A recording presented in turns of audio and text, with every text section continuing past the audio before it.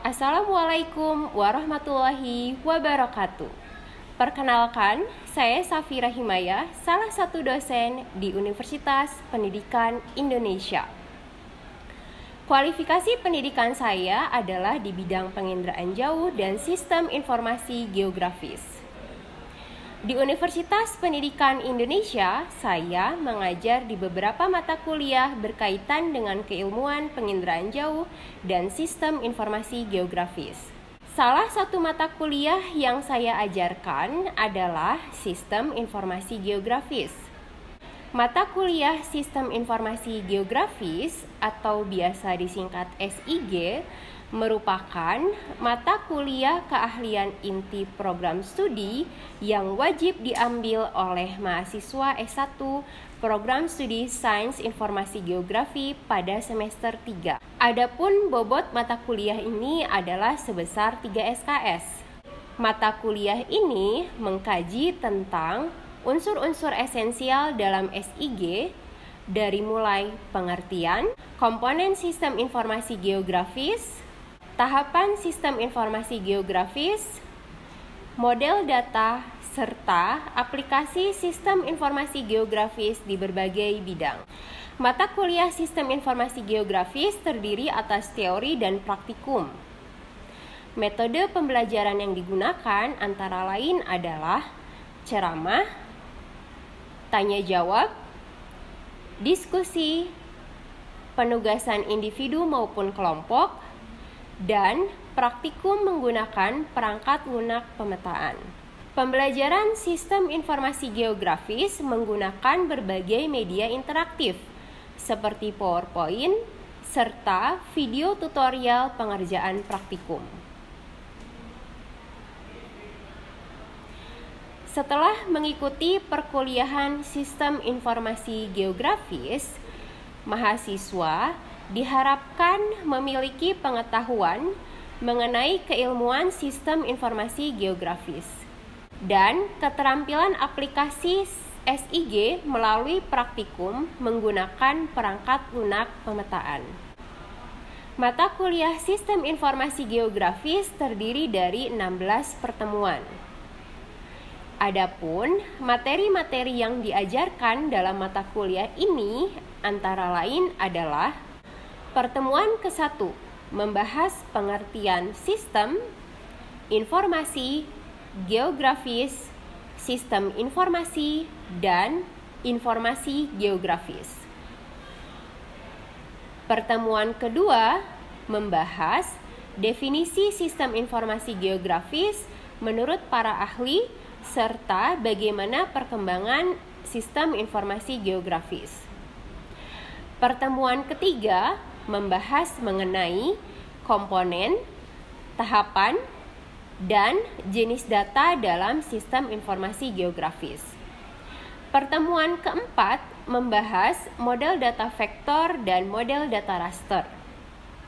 Pertemuan kelima membahas analisis spasial SIG yang meliputi query, proximity, overlay, dan network analysis. Pertemuan ke-6 membahas pengertian model dan pemodelan spasial. Pertemuan ke-7 membahas berbagai pemodelan spasial dalam SIG. Pertemuan ke-8 adalah ujian tengah semester. Pertemuan ke-9 membahas praktik rektifikasi data. Kemudian pertemuan ke-10 membahas praktik digitasi model data vektor titik. Sedangkan pertemuan ke-11 membahas praktik digitasi model data vektor garis. Pertemuan ke-12 membahas praktik digitasi model data vektor poligon. Pertemuan ke-13 dan ke-14 membahas praktik analisis spasial. Pertemuan ke-15 membahas praktik digitasi penggunaan lahan, dan pertemuan ke-16 adalah ujian akhir semester sebagai akhir dari kegiatan perkuliahan. Evaluasi pembelajaran mata kuliah Sistem Informasi Geografis Di antaranya adalah melalui penilaian kehadiran dan keaktifan mahasiswa. Kemudian dilakukan juga kuis setelah pertemuan perkuliahan, tanya jawab setelah penyampaian materi,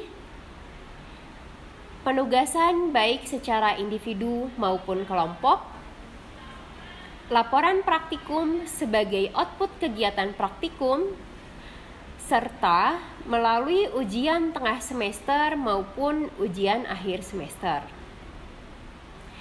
Selanjutnya adalah kegiatan pembelajaran mata kuliah Sistem Informasi Geografis.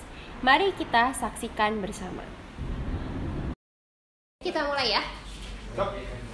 Assalamualaikum warahmatullahi wabarakatuh. Waalaikumsalam warahmatullahi wabarakatuh. Selamat siang mahasiswa sekalian, apa kabarnya hari ini? Alhamdulillah. Mau ditulisin ya, luar biasa, Allahu Akbar ya. Ya, alhamdulillah kita diberikan kesempatan kesehatan untuk bertemu lagi di siang hari ini ya. Kita akan melanjutkan pertemuan keempat dari mata kuliah Sistem Informasi Geografis, yang mana di pertemuan kali ini kita akan membahas mengenai data vektor dan data raster.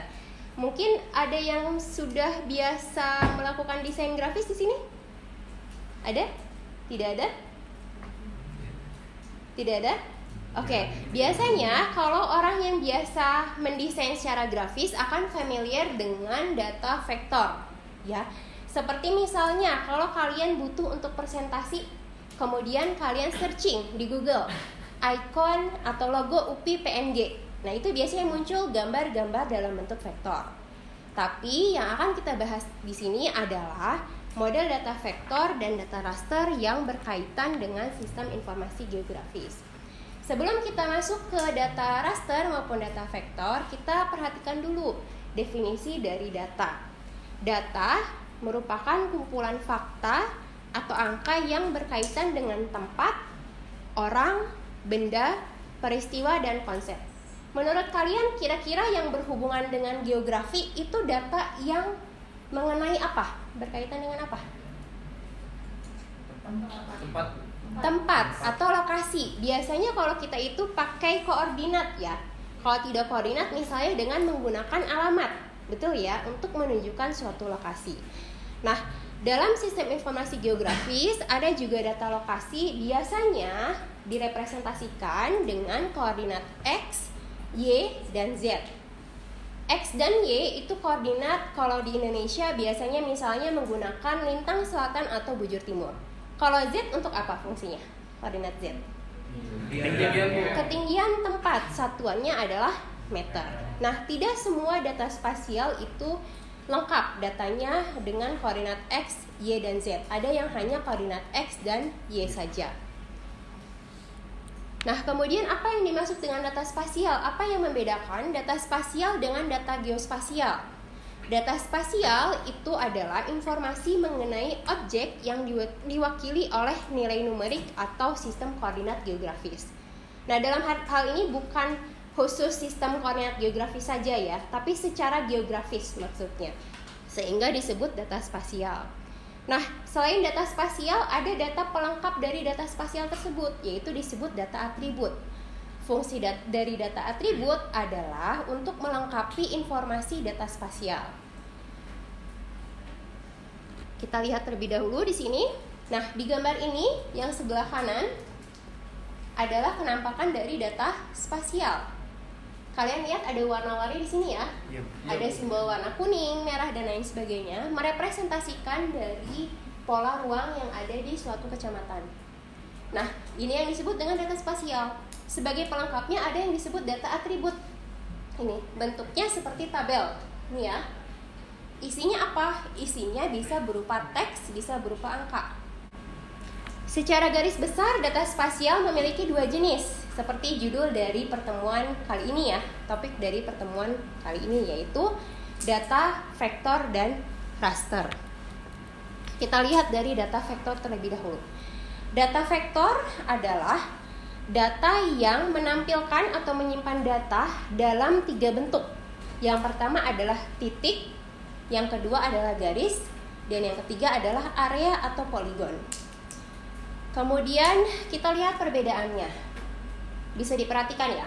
Kalau titik, contohnya yang atas ini, satu titik itu sebagai satu data vektor. Satu titik memiliki satu koordinat X dan satu koordinat Y. Itu disebut data titik. Beda halnya dengan data vektor garis. Terdiri dari kumpulan titik-titik. Berarti ada beberapa koordinat X dan ada beberapa koordinat Y. Dari titik-titik yang terpisah disambungkan menjadi fenomena linier, disebut dengan data vektor garis. Beda halnya kemudian dengan poligon. Kalau poligon itu berarti area yang terdapat satu titik sebagai titik awal dan titik akhir. Misalnya, ini adalah X1 dan Y1. Kemudian kalian sambungkan ke titik kedua, ketiga, keempat, kelima, keenam, dan ketujuh. Dari titik ketujuh, sambungkan lagi ke titik pertama. Sehingga menjadi satu penampakan data vektor yang tertutup. Maka disebut data vektor poligon. Nah, ini sebagai perumpamaannya. Biasanya data vektor titik digunakan untuk fenomena yang terlalu kecil jika digambarkan dengan poligon. Ada yang tahu kalau di peta RBI contohnya apa data vektor titik? Kantor pemerintahan secara spesifik apa? Kantor desa, kantor kecamatan, bisa juga kantor polisi atau fasilitas umum seperti kantor pos. Nah, kalau dalam peta RBI itu kalian lihatnya sebagai titik ya. Begitu juga dengan di digital, bisa dengan data vektor titik. Kecuali yang ingin kalian lihat adalah luasannya. Luasan dari si kantor polisi atau kantor pos. Berarti menggunakannya data vektor poligon. Nah, kemudian yang kedua, data vektor garis. Menghubungkan setiap poin-poin ya, sama seperti yang saya jelaskan sebelumnya. Dan biasanya data vektor garis itu digunakan untuk menggambarkan objek yang bersifat linier. Linier itu berarti dia menyambung dari satu titik ke titik lainnya. Contohnya di sini adalah sungai, baik sungai induk, sungai utama maupun anak sungai, jaringan jalan, jaringan pipa, dan rute transportasi. Ada yang bisa menyebutkan selain di sini? Secara spesifik rute transportasi. Rel kereta. Betul, jaringan rel kereta api digambarkan dengan data vektor garis. Semuanya adalah objek yang bersifat linier. Kemudian yang ketiga adalah poligon. Ini kalian perhatikan ya, dari mulai titik masih belum menyambung, masih terpisah-pisah. Kemudian dengan disambungkan menjadi data vektor titik, baru kemudian ditutup nih dari titik yang keempat balik lagi ke titik pertama sehingga menjadi data vektor poligon. Nah, data vektor poligon di sini disebutkannya adalah menghubungkan simpul dan menutup titik. Untuk membuat poligon, pasangan koordinat pertama dan terakhir adalah sama. Makanya tadi saya bilang ya, balik lagi ke titik yang pertama. Kartografer menggunakan poligon untuk menunjukkan batas area. Misalnya bangunan memiliki poligon persegi dan bidang pertanian memiliki bentuk poligon tidak beraturan. Ada yang bisa menyebutkan lagi kira-kira contoh untuk data vektor poligon apa? Permukiman? Sawah itu maksudnya ke apa ya? Penggunaan lahan. Nah, kalau batas administrasi itu bisa dua ya. Kalau keperluan kalian adalah untuk menghitung luas, berarti ditampilkan dengan data vektor poligon. Tapi kalau keperluannya hanya untuk sebagai batas wilayah, bukan untuk menghitung luasnya, itu biasanya dengan garis kayak strip titik, betul ya? Atau garis putus-putus. Nah, itu ada ketentuannya. Itu untuk poligon. Sekarang saya tanya, Bima, dari yang sudah diterangkan, ada berapa jenis data vektor? Ada 3. Apa saja? Poligon, terus habis itu line sama titik. Line sama titik, betul. Kemudian contoh Fauzan, untuk yang data titik, untuk objek apa? Terdapat objek pemerintahan seperti kantor pos, kantor kecamatan, kantor wali kota, dan ada bangunan seperti masjid. Oke, betul ya. Agung, kalau untuk data vektor poligon contohnya untuk fenomena apa? Untuk data vektor poligon, contohnya itu seperti penggunaan lahan, pemukiman dan sebagainya. Baik, oke, terima kasih. Sekarang kita lanjutkan bagaimana cara memperoleh data vektor. Data vektor dalam hal ini itu yang ingin kita peroleh adalah data vektor untuk sistem informasi geografis ya, bukan untuk keperluan desain grafis secara umum. Nah, salah satu website yang disediakan oleh pemerintah untuk bisa kita akses untuk mendownload data vektor adalah tanahair.indonesia.go.id. Ketika masuk ke website ini, kalian akan bisa memilih. Jadi kalian pilih dulu akan mendownload daerah, kota atau kabupaten mana. Kemudian kalian bisa download dan di dalamnya akan terdiri dari baik data vektor titik, garis dan poligon. Nah, sekarang kita masuk ke data raster. Data raster secara definisi nih menampilkan dan menyimpan data spasial dengan menggunakan struktur matriks atau piksel-piksel yang membentuk grid. Kalau secara umum gini, kalau vektor itu tadi titik, garis, poligon. Kalau raster ini seperti misalnya nih, kalau yang mahasiswi selfie menggunakan handphone, kemudian melihat hasilnya dan kalian zoom, itu apa yang akan terjadi? Gambarnya menjadi pecah istilahnya atau blur ya. Kenapa blur? Karena dia menjadi terlihat ada kotak-kotak pikselnya. Nah, itu adalah contoh dari data raster secara umum. Tapi selfie itu bukan yang digunakan di SIG ya. Yang digunakan di SIG beda lagi data rasternya. Kita lihat terdapat beberapa tipe data raster. Jadi intinya data raster itu disimpannya dalam bentuk grid, bukan titik, garis, poligon, tapi grid atau piksel-piksel. Tipe data raster yang pertama adalah citra satelit. Kalian sudah familiar ya dengan citra satelit. Citra satelit ada apa saja, Zidan? Citra satelit itu ada mungkin untuk jenis-jenisnya ya Bu. Untuk jenis ada citra Landsat, terus ada citra Sentinel, ada citra MODIS dan sebagainya Bu. Ada banyak jenis citra satelit ya. Yang sama dari citra satelit adalah citra satelit berarti hasil perekaman yang dilakukan oleh satelit. Ada fungsinya masing-masing. Ada satelit yang memang diperuntukkan untuk sumber daya, seperti misalnya Landsat. Ada satelit yang memang khusus untuk fenomena atmosfer atau cuaca, seperti misalnya Himawari dan lain sebagainya. Ada kepentingan dan tujuan masing-masing. Nah, di sini sebagai salah satu tipe data raster, untuk kita lihat ya, dibagi berdasarkan citra satelitnya itu dibagi berdasarkan resolusi spasialnya atau seberapa detail objek yang bisa direkam oleh satelit tersebut. Kita bagi menjadi 3, yaitu resolusi tinggi, sedang, dan rendah. Kalian lihat, yang terlihat paling kasar atau pecah-pecah itu yang pada resolusi spasial rendah, tinggi, atau sedang? Rendah ya. Berarti pada citra satelit dengan resolusi spasial rendah itu memiliki kemampuan untuk mengenali objek yang tidak lebih detail dibandingkan citra resolusi tinggi. Semakin tinggi resolusinya, semakin kecil objek yang bisa direkam. Baik yang resolusi tinggi, resolusi menengah, maupun resolusi rendah itu sama-sama citra satelit yang termasuk data raster. Nah, kemudian ada yang disebut dengan digital elevation model.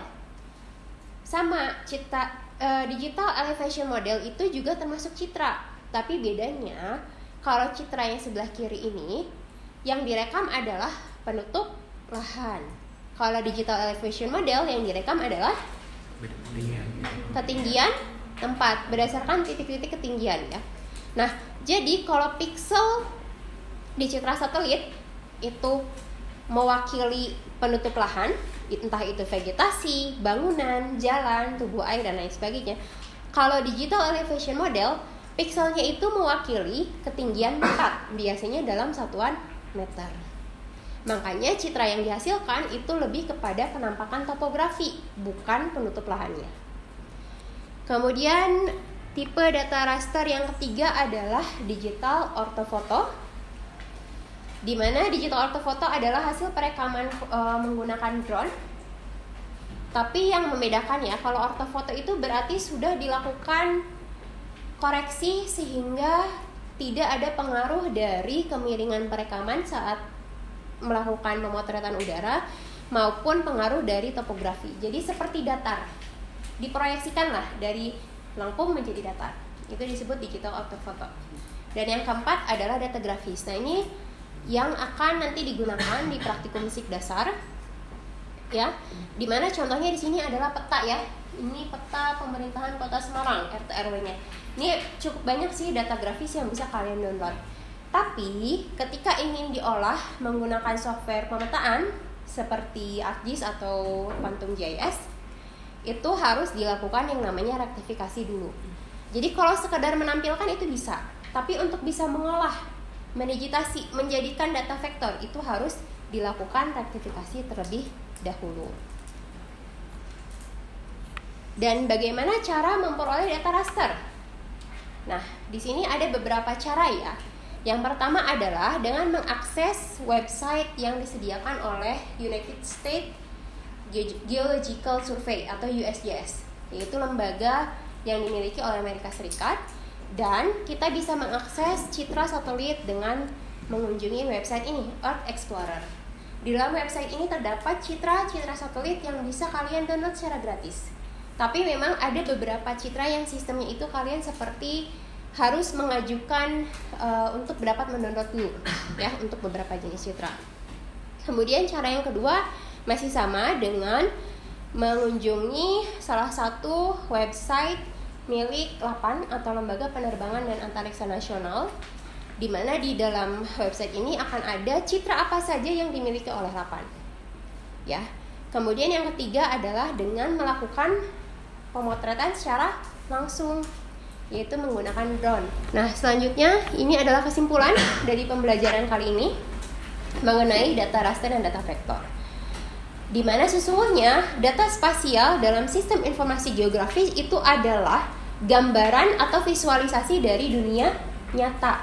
Jadi apa yang kita lihat sehari-hari di dunia nyata, dalam hal ini penutup lahan, itulah yang divisualisasikan menggunakan data spasial dalam sistem informasi geografis. Yang mana data spasial itu terbagi menjadi dua jenis, yaitu vektor dan raster. Nah, contohnya di sini, ya, di real world. Yosia lihat objek apa di situ? Ada bangunan dan ya seperti jalan. Bangunan dan jalan, betul ya? Nah, ketika kita modelkan nih dari real world tersebut menjadi data vektor, maka bentuknya akan seperti ini. Kira-kira bentuknya mirip tidak untuk gedungnya? Mirip-mirip, Bu. Mirip. Makanya lebih detail kalau data vektor. Bentuknya betul-betul sesuai, ya, sesuai dengan ukuran dan bentuk dari bangunan yang ada di dunia nyata.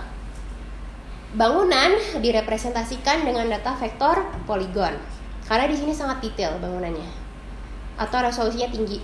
Sedangkan jalan direpresentasikan dengan objek atau data vektor garis berwarna merah. Nah, ini kalau vektor lebih detail.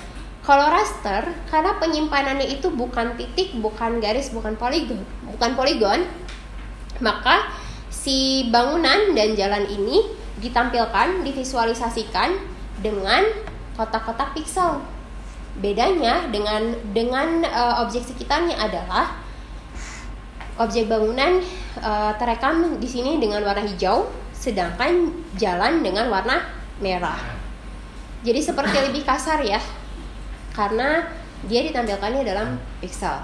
Tapi semua ada kelebihannya. Kalau vektor itu lebih detail, kalau raster itu bisa kita olah dengan beberapa rumus atau algoritma. Contohnya NDVI. Tahu NDVI, ya? Indeks vegetasi, indeks bangunan, kemudian dengan koreksi radiometrik, geometrik itu bisa menggunakan data raster. Jadi bukan berarti ketika tampilannya seperti kasar seperti ini itu berarti datanya jelek, bukan. Semua tergantung dengan kebutuhan kita dalam mengolah data spasial tersebut. Sampai sini bisa dipahami? Bisa, Bu. Bisa. Sekarang ada pertanyaan? Bu, saya izin bertanya, Bu. Silakan, Zidan, ya. Ya, betul. Bu, saya berdiri mungkin ya biar kelihatan. Ya, silakan. Mungkin bertanya gitu, Bu. Kan tadi Ibu sudah menjelaskan itu ada beberapa software ya tadi yang sudah Ibu sebutkan, itu ada ArcGIS dan QGIS, ya, Bu. Ya. Nah, saya ingin bertanya gitu, Bu. Apakah data vektor dan data raster ini diolah menggunakan software yang berbeda atau sama gitu, Bu? Oke, baik. Terima kasih pertanyaannya Zidan. Langsung saya jawab ya. Untuk data vektor maupun raster kan jenisnya beda nih. Yang satu grid, yang satu titik, garis, dan poligon. Apakah pengolahannya harus menggunakan software yang sama? Jawabannya bisa software yang sama, bisa yang berbeda. Ada software yang hanya bisa mengolah data raster. Contohnya adalah software pengolahan citra digital ya. Contohnya NV dan AirMapper contohnya. Tapi ada juga software yang bisa digunakan untuk mengolah baik data vektor maupun data raster. Contohnya adalah ArcGIS dan Quantum GIS. Maka itu tergantung ingin mengolah data, apakah ingin menggabungkan kedua data tersebut atau tidak. Kalau hanya untuk pengolahan citra berarti bisa menggunakan NV atau AirMapper saja. Tapi kalau perlu baik data vektor maupun raster berarti lebih baik menggunakan Quantum GIS atau ArcGIS. Begitu Zidan ya, kurang lebih. Silakan ada pertanyaan lagi? Silakan Fadel ya. Ya Bu, tadi Ibu sudah menjelaskan tentang mengenai bagaimana cara mendapatkan data raster dari internet itu, Iya. dari Internet Explorer. Ibu pun menyampaikan bahwa dalam mendapatkannya pun dapat diakses dengan gratis gitu. Iya. Namun tidak semua citra satelit itu dapat diakses. Apakah itu tetap harus free atau tetap bisa free ataupun harus berbayar untuk bisa mengakses itu? Oke, baik, terima kasih pertanyaannya. Nah, kalau yang disediakan di Earth Explorer itu sebagian besar yang umum kita gunakan itu gratis, bisa di-download. Tapi kalau yang Lembaga Penerbangan dan Antariksa Nasional atau LAPAN, ada software yang kita sifatnya itu meminjam. Apalagi kalian itu sebagai mahasiswa biasanya perlu untuk penelitian ya. Penelitian, praktikum lapangan, atau skripsi nanti itu bisa, kalau temanya PJ dan SIK ya, keilmuannya PJ dan SIK itu bisa istilahnya meminjam ke LAPAN. Caranya bagaimana? Kalian cek dulu di katalog ini, di website ini, apakah citra yang diinginkan tersedia atau tidak. Kalau sudah ada nih, sudah tahu bahwa citranya ada, tinggal mengajukan surat, bisa dari Prodi, untuk kemudian kalian mengajukan permintaan data ke LAPAN. Nanti LAPAN akan memberikan, selama datanya ada ya, akan memberikan citra tersebut dengan syarat bahwa citra tersebut hanya digunakan untuk kepentingan akademik, bukan untuk kepentingan komersil. Nah, beda halnya kalau kalian sudah kerja nih di konsultan pemetaan misalnya, yang memang memerlukan citra satelit resolusi tinggi. Itu berarti bisa beli istilahnya. Beli ke instansi-instansi yang memang memperjualbelikan citra satelit. Jadi tergantung kebutuhannya ya, Fadel ya. Baik, terima kasih. Ada pertanyaan lagi? Sudah cukup paham semuanya? Bisa dipahami? Oke, kalau begitu kita lakukan evaluasi ya. Silakan siapkan handphonenya. Boleh, handphonenya disiapkan. Sekarang kita quiz time dengan menggunakan Quizizz. Baik, ini adalah silakan join, kodenya adalah ini. Kelas ini kalau tidak salah ada 30 lebih orang ya, mahasiswa.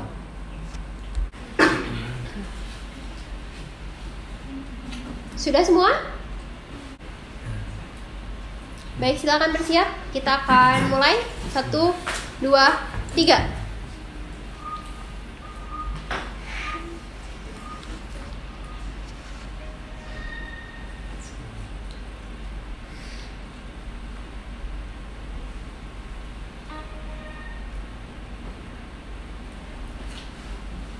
Baik, sudah mulai ada yang jawab ya. Kita lihat dari ranking pertama, Rifki.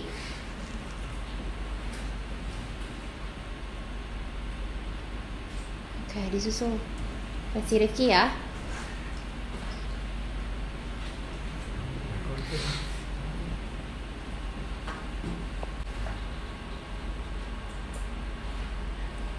Ya, di posisi ketiga ada Rifki. Yang kedua ada yang pertama adalah Kemudian kita akan ketemu lagi di pertemuan selanjutnya. Terima kasih semuanya. Saya akhiri. Assalamualaikum warahmatullahi wabarakatuh. Waalaikumsalam warahmatullahi